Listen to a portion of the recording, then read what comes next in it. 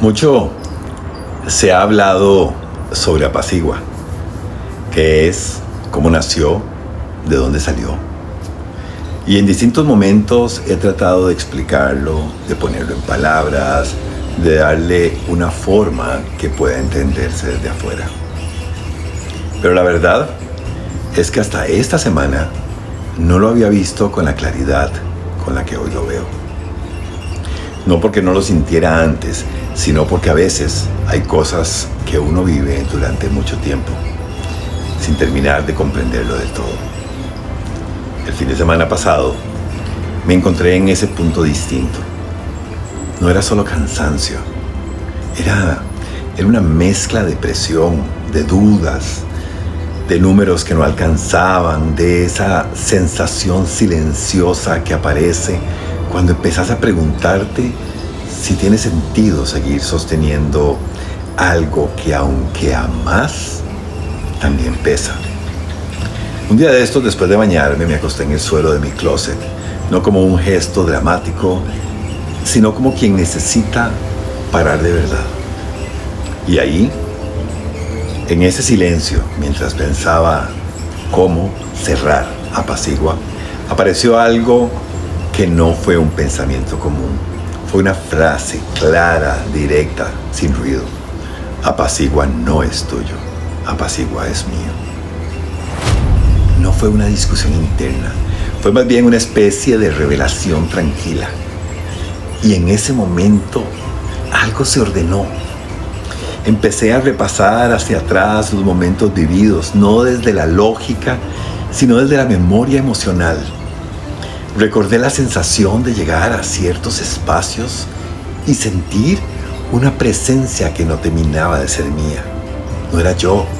Esa percepción extraña de estar en el centro de algo, de ser visto, escuchado, recibido, pero con la certeza de que no era por mí. Era por algo que yo estaba cargando.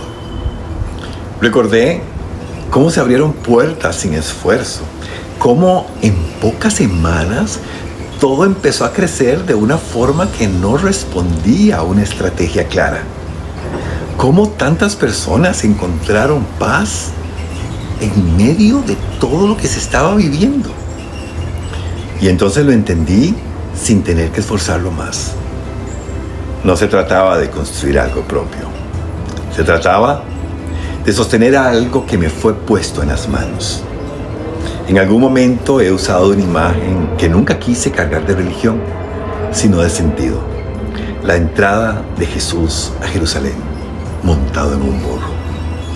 Y siempre he pensado en ese burro, en cómo, si tenía conciencia, debía saber que los aplausos no eran para él, que las palmas no eran por su mérito, que él solo estaba llevando algo que era más grande que su propia presencia.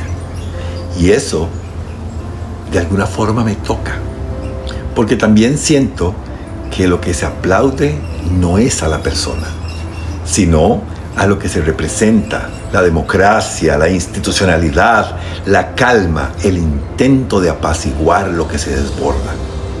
Y claro que también aparece otra capa más humana. Pensar que había muchos posibles caminos, muchas personas, muchas opciones, y que de alguna forma esto pasó por mí.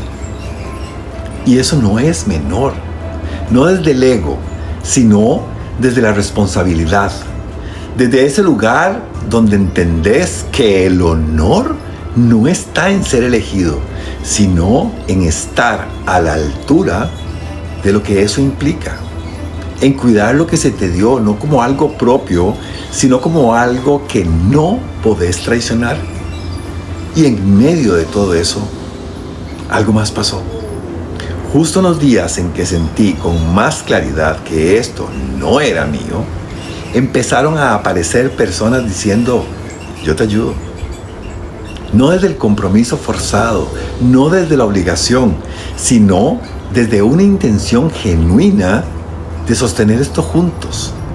Y eso también habla de que cuando algo es auténtico, empieza a encontrar su forma de mantenerse, no desde el control, sino desde la suma.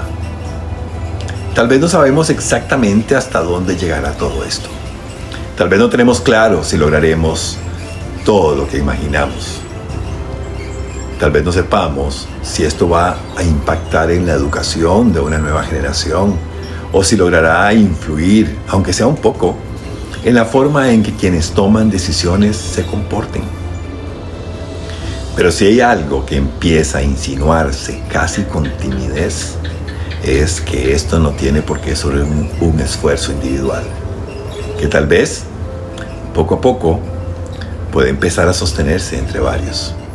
Y desde ahí, lo único que puedo ofrecer es lo que ya estoy dando. Mi tiempo, mis recursos, mi trabajo, mi presencia, mi obediencia. No como un sacrificio, sino como una respuesta. Como quien entiende que hay momentos en la vida donde no se trata de elegir, sino de aceptar.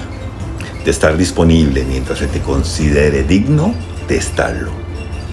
Porque al final, esto no se trata de que algo no se cierre. Esto se trata de que lo que tenga que seguir, siga. Que los proyectos avancen, que la radio suene, que las palabras encuentren a quien las necesita, que el corazón de quien está del otro lado encuentre, aunque sea por un momento, un poco de calma. Y si eso sucede, aunque sea en pequeñas dosis, entonces todo esto tiene sentido. Yo soy Vinicio Jarquín y servirles a ustedes es el más grande honor de mi vida. Gracias.